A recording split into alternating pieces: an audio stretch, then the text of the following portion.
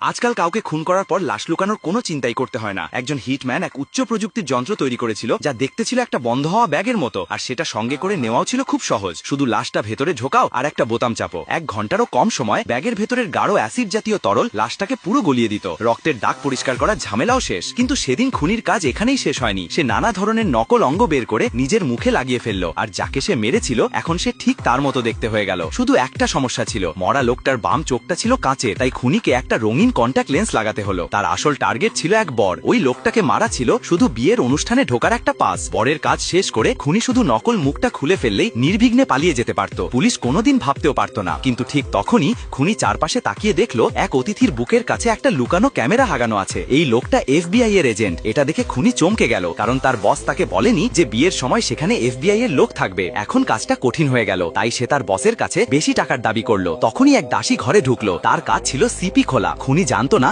দাসী কিছু শুনেছে কিনা, কিন্তু নিরাপত্তার জন্য সে ঠিক করলো ওকেই বলেই পাঠা বানাবে। সে দাসীর ছুরিটা চুরি করে নিল আর ফ্রিজের প্লাগ খুলে দিল। সব প্রস্তুত ছিল। খুনি বাথরুমে গেল যেখানে বর মূত্র ত্যাগ করছিল। সে বরের গলা চেপে ধরলো আর একটা অজ্ঞান করার ইনজেকশন তার শরীরে ঢুকিয়ে দিল। বর মাটিতে লুটিয়ে পড়লো। খুনি তখন ভান করলো যে বর মদ্যপ হয়ে গেছে আর তাকে ধরে নিয়ে গেল বিয়ের মাঝখানে, কারণ সে আগেই ফ্রিজের প্লাগ খুলে রেখেছিল। ভেতরে সিপি গুলো এখন আর তাজা নেই। দাসী সেটা দেখে ভয়ে গেল, ভেবেছিল কেউ মজা করছে। বাধ্য হয়ে সে স্টোর রুমে গেল নতুন সিপি আনতে, কিন্তু এটাই তো ছিল খুনির ফাঁদ। সে আগেই দাসীর সিপি খোলার ছুরি দিয়ে বরের গলা কেটে দিয়েছে। এখন শুধু অপেক্ষা দোষটা দাসীর ঘাড়ে চাপানোর। কয়েক মিনিট পর সৈকতে আতশবাজি শুরু হলো। সব অতিথির মনোযোগ সেদিকে চলে গেল। কোণে চিৎকার করে উঠল, বিয়ে তো শুরুই হয়নি আর তোমরা আতশবাজি শুরু করেছো। সে রেগে গিয়ে বরের দিকে দৌড়ালো, কিন্তু গিয়ে দেখলো বর মৃত পড়ে আছে। ঠিক তখনই দাসী ভয়ে উঠে দাঁড়ালো আর তার হাতে ছিল রক্তে ভেজা ছুরি। সে চিৎকার করে বলল, এটা আমি করিনি।